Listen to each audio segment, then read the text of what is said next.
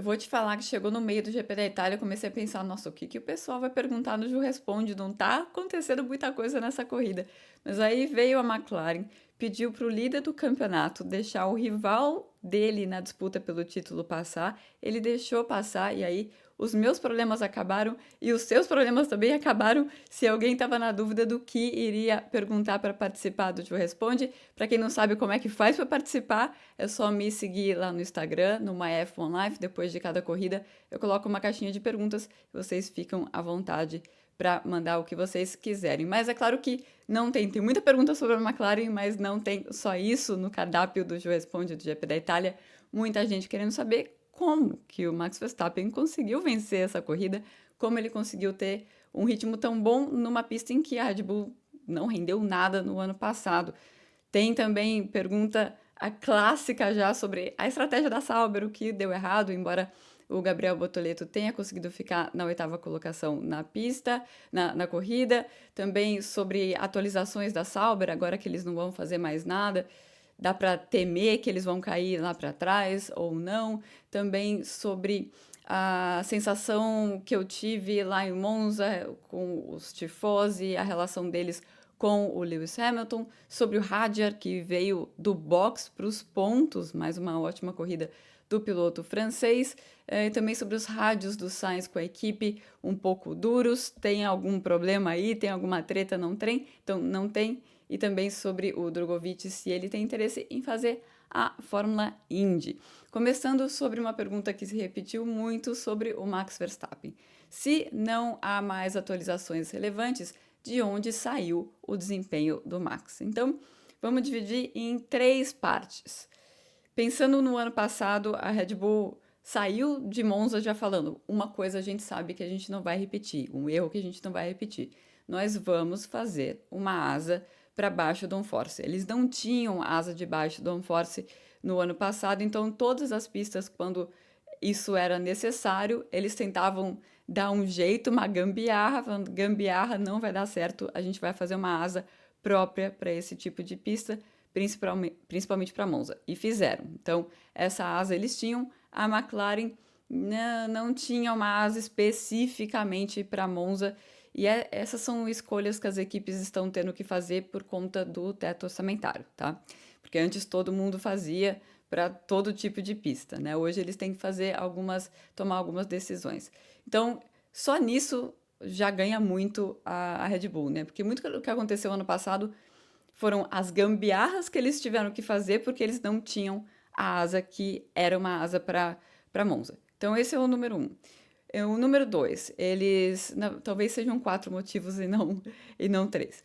O número 2 foi uma atualização que eles fizeram no assoalho, então a Red Bull teve uma atualização sim, é pequena, mas eles estão colocando coisinhas pequenas que agora as coisas estão se encaixando um pouco melhor.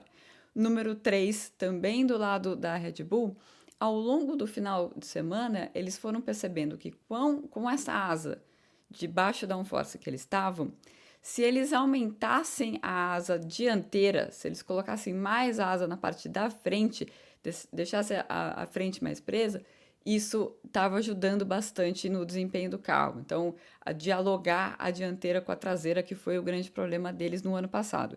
Então, esses são os três fatores do lado da Red Bull, e aí o Max estava muito mais confiante com o carro, conseguindo virar, porque o que o piloto tem que fazer em Monza, né? Frear muito forte e já virar o carro, apontar para o lado certo na curva, né? E ter a confiança para fazer isso. E ele estava muito confiante com isso, era o que faltava no ano passado.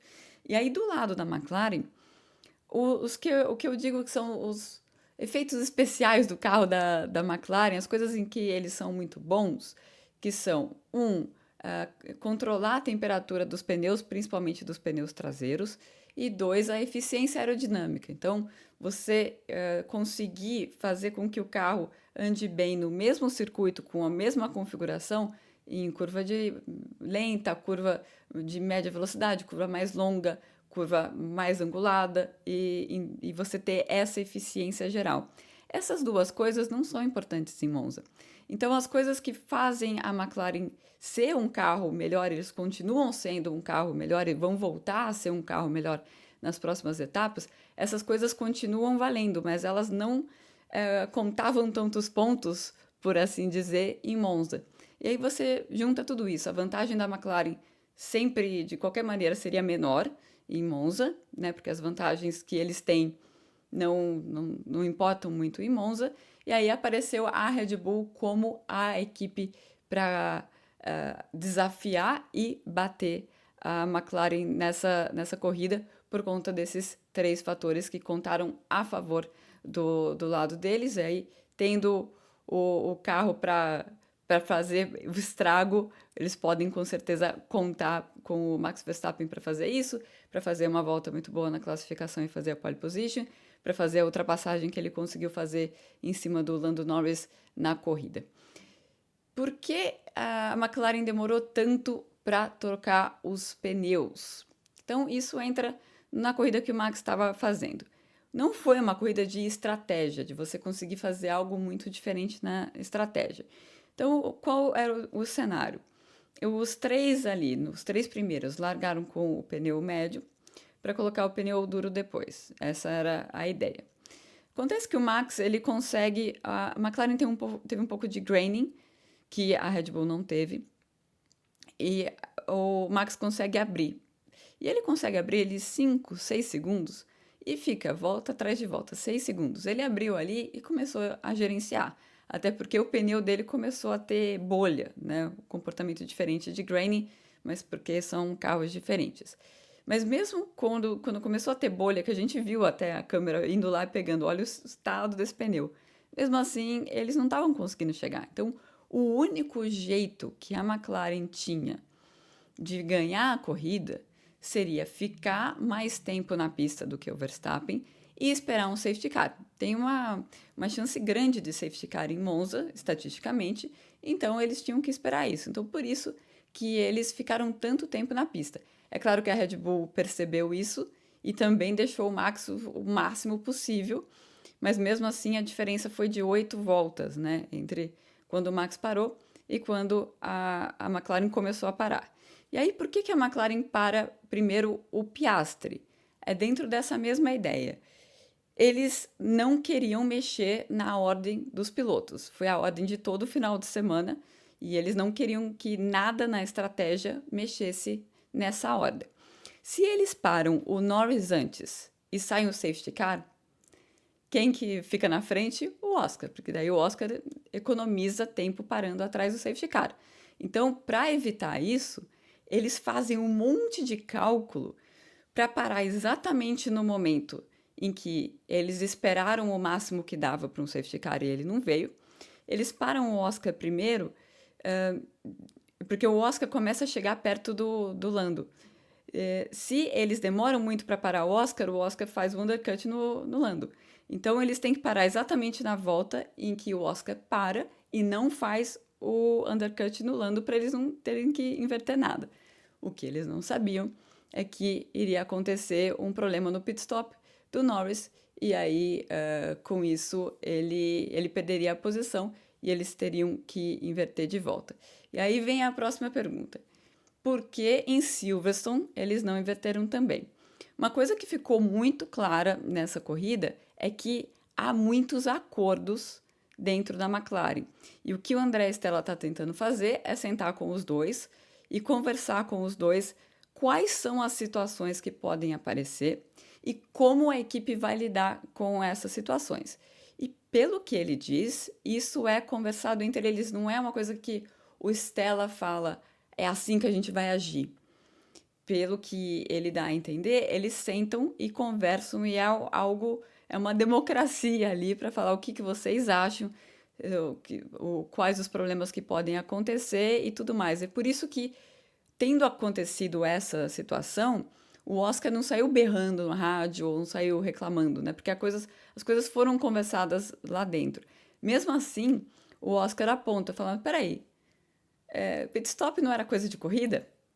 Ou seja, esse cenário, ele foi conversado lá dentro e para ele não era muito... a compreensão dele é que era coisa de corrida e coisa de corrida eles não iam colocar a mão. Mas eles colocaram a mão. Então, por isso que o Oscar fala tranquilamente, várias vezes, vamos conversar de novo, porque alguma coisa ali eu não entendi muito bem como funciona essa regra. E o André também falou que ele está muito aberto para conversar de novo e ver como que eles podem eh, adaptar isso, ou mudar isso, ou refinar isso, que talvez seja uma palavra que ele preferiria usar nesse cenário. Então, é essa situação, ele está tentando controlar todos os cenários possíveis e também pelo, por essa decisão de safety car, então, de parar o Oscar primeiro para proteger de um safety car, a gente dá a entender que safety car é de corrida. Então, se acontecer de um para e daí o safety car ajuda o outro e esse outro estava atrás, isso eles vão considerar coisa de corrida e eles não vão interferir. Dá para entender? Por isso que eles não fizeram isso, porque por isso que eles pararam o Oscar antes, porque se o Orlando dá esse azar enorme de sair o safety car exatamente no momento que ele para, eles não inverteriam a posição. Eu conversei na Mercedes depois da corrida e uma coisa que eu ouvi que foi muito interessante, porque um campeonato parecido com esse foi o campeonato de 2016, né? Na verdade, 14, 15, 16, que é um campeonato em que a Mercedes ia ganhar de qualquer jeito, então não dava para falar para o piloto, isso aqui é o interesse da equipe. Eles iam ganhar de qualquer jeito e ia ficar entre os dois companheiros. E o que me falaram é que o Toto, quando perguntam para ele, tem alguma coisa que você faria diferente? E o que ele faria diferente é não tentar controlar tudo, porque é impossível tentar controlar tudo. É claro que são pessoas diferentes, personalidades diferentes ali. A coisa entre o Rosberg e o Hamilton foi piorando, piorando, piorando, e já era uma amizade e rivalidade de muito tempo, já se conheceu há muito tempo, é difícil comparar, mas realmente é complicado você tentar cobrir todas e todas e todas as bases, né? Acho que a gente vai ter outras discussões a respeito da McLaren, mas a mentalidade do André Stella é sempre olhar, ver o que deu certo, o que deu errado e refinar. E talvez o que eles fizeram nesse domingo talvez não se repita se a mesma situação aparecer no futuro, mas o que a gente pode ter certeza é que eles vão ter conversado sobre essa situação antes. Então tem muitas coisas que às vezes a gente não entende vendo a TV, mas eles vão entender porque existe um contexto interno na equipe. Por que que a Sauber insiste em fazer esse pit stop antecipado, mesmo sem nenhum motivo aparente? Eles tinham um motivo. O motivo era o Liam Lawson. Então, eles estavam tentando cobrir o Lawson. O Lawson é um piloto que para logo no começo da corrida e ele tem um progresso significativo na corrida e chega num determinado momento em que se o Bortoleto não para naquela volta, é certeza que ele volta atrás do Lawson. Teria ritmo para passar o Lawson? A equipe não sabia naquele momento. E aí o que acontece? Ele é chamado em cimaço da entrada do pit. O Alonso que está atrás dele, que está simplesmente andando atrás dele sem tentar passar porque ele não tem velocidade de reta, né? O velho Alonso. E aí ele entra no pit junto com o Alonso e sai atrás do Alonso. A parada é coisa de 1 segundo, é pouquinha coisa mais lenta do que as outras, em comparação com as outras equipes. E ele sai não só atrás do Alonso, como atrás do Lawson também. Né? Então, não dá para falar que assim, a estratégia foi errada. Eles estavam cobrindo um piloto que estava com o pneu duro, iria até o final, como foi, e que iria sair na frente dele. No final das contas, o Lawson sai na frente dele de qualquer maneira, o Alonso também. E depois muita gente perguntou, mas em que momento o Albon passou o Bortoleto? Então, o Albon não passa o Bortoleto. O Albon está fazendo a estratégia inversa, que é a estratégia de largar com o pneu duro e depois colocar o pneu médio. Por que que o Bortoleto não fez isso? Porque ele está largando no top 10. Top 10, você corre muito risco de perder terreno nos primeiros metros se você larga com o pneu mais duro. Então, não era uma estratégia para ele. Ele tinha mesmo que largar com o médio. Mas o Albon, ele larga com o duro e aí ele faz um ritmo muito forte, né? Ele foi o piloto que conseguiu fazer essa estratégia funcionar conseguiu ficar muito, muito tempo na pista e andando muito forte na pista com o pneu médio, e com isso, quando ele troca para o pneu duro, ele não perde posições. Então, foi dessa maneira que o álbum foi o melhor, melhor do resto aí na corrida. E aí, a corrida do Bortoleto tem esse momento, logo depois da parada, que é um momento ruim para a corrida dele. Então, ele sai atrás do Lawson, tem que fazer essa ultrapassagem, o Alonso sai da frente dele porque ele quebra, e aí ele começa a fazer umas voltas lentas.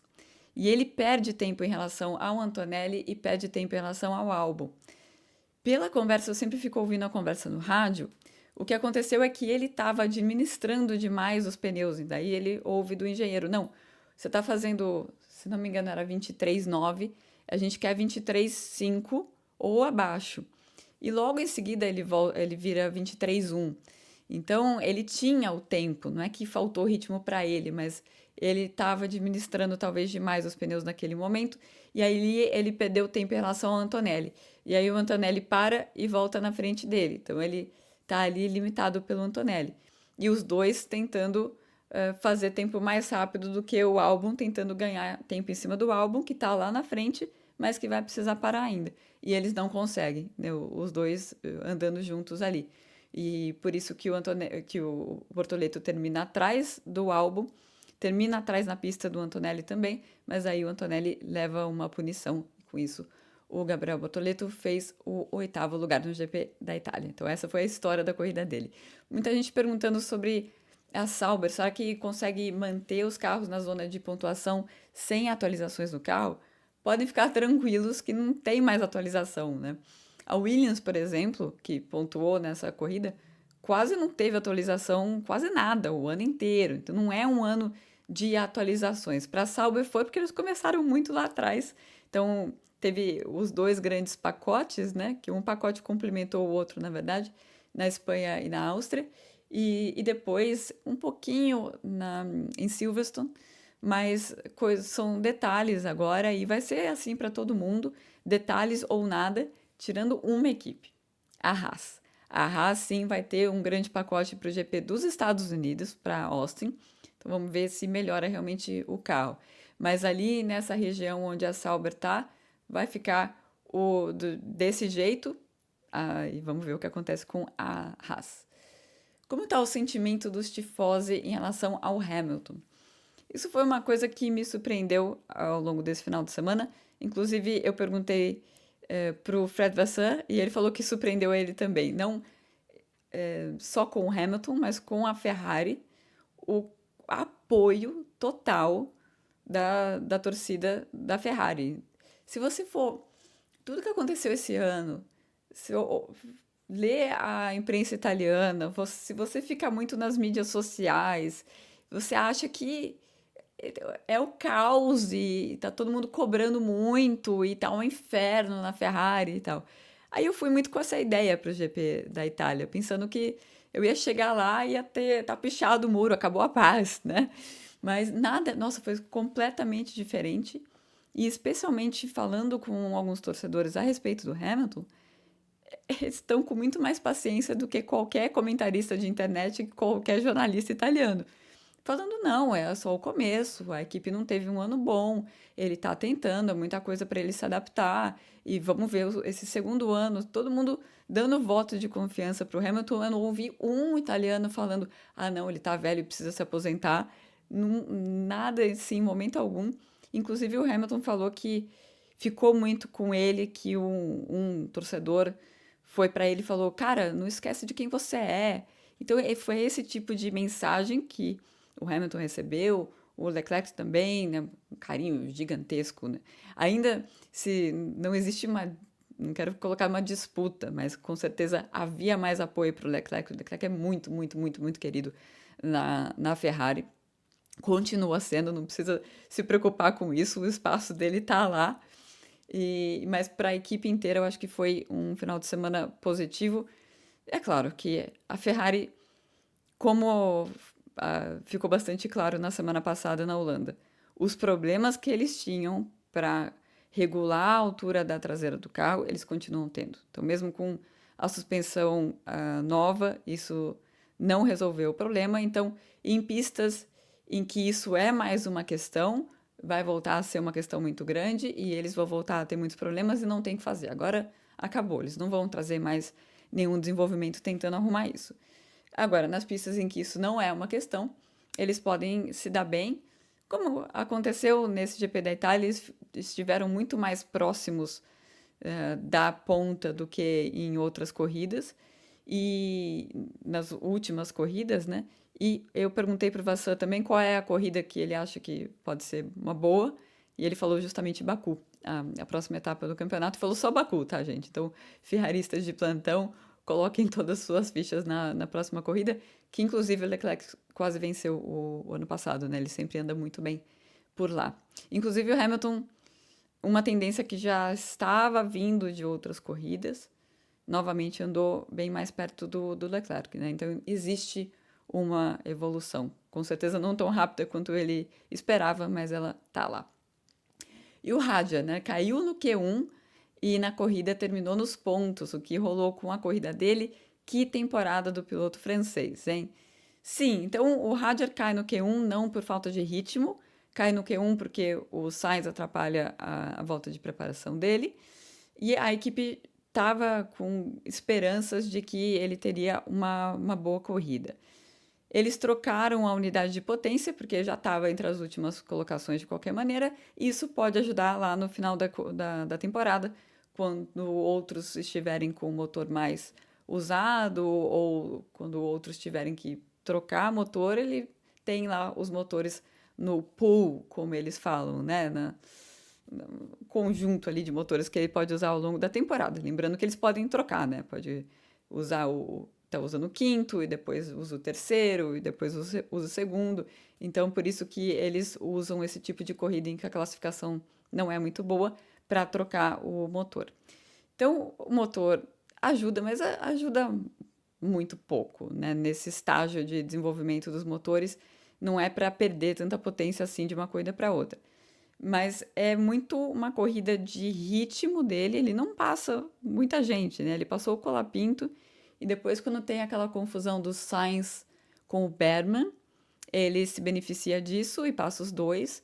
Foi uma corrida em que ele foi ganhando terreno por causa do ritmo dele, parecida com a corrida do Albon, inclusive é a mesma estratégia do Albon, mas executada de uma forma diferente, porque ele parou muito antes do Albon e aí ele fez a segunda metade, realmente a segunda metade da corrida com o pneu médio andando bastante forte. E os rádios do Sainz com a equipe, eles parecem duros. O clima tá pesado ou é o jeitão deles? Quem fez a pergunta percebeu muito bem, o clima não está bom por lá, não é de hoje. O que existe é um desgaste, porque várias coisas que o Sainz pede para mudar e que pensa você no seu emprego, que você manda, sei lá, sempre um e-mail de feedback para todo mundo e nada muda. É isso que está acontecendo na Williams, os mesmos problemas se repetindo, muita questão de execução mesmo do final de semana, de não aproveitar todas as oportunidades, não maximizar tudo ao longo do final de semana, e isso está deixando o Sainz bastante decepcionado com a Williams, porque ele não vê a coisa melhorar, né? Então, tudo bem as coisas darem errado, né? Mas elas não podem dar errado várias vezes, do mesmo jeito, né? E é isso que está acontecendo. E eu ouvi, ainda na Holanda, o pessoal mais ligado ali ao Sainz falando que ele tinha decidido mudar a postura dele, que ele ia voltar de agosto, da pausa de agosto, não sendo tão bonzinho, olhando mais para o lado dele da garagem. Então é uma equipe para a gente olhar ali, porque a coisa não está cheirando bem ali na Williams. E o Drogovic, sempre tem bastante perguntas sobre o Drogovic. Ele tem interesse em ir para a Indy? Então, o que eu sei que não. No momento está entre o WEC e para correr no Hipercar e Fórmula E. Depende dele tomar essa decisão, que é algo que no meio de cada temporada é uma decisão que toda vez ele tomou em favor da Fórmula 1. Então, Ele tem, em todas, é importante a gente lembrar disso sobre a carreira do Drogovic, né? Todos os anos ele teve convites para correr em outras categorias fora da Fórmula 1. E foi uma decisão dele esperar mais um ano e ver, porque é o sonho dele. E ele pensou, não, vai, tudo bem, mas é só mais um ano da minha carreira. Eu vou ficar aqui, eu não vou me perdoar se exatamente no ano que eu decidi ir para outra categoria aparecer uma oportunidade grande que eu não posso aproveitar. Então, por isso que ele foi ficando lá.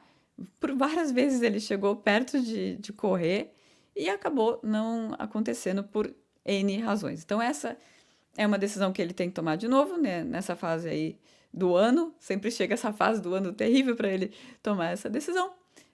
E aí ele tomando a decisão de não ficar na Fórmula 1 tem portas abertas para ele. Então é importante que às vezes as pessoas acham que é o contrário, né? Que ele fica porque não abre nenhuma porta, mas é uma decisão dele.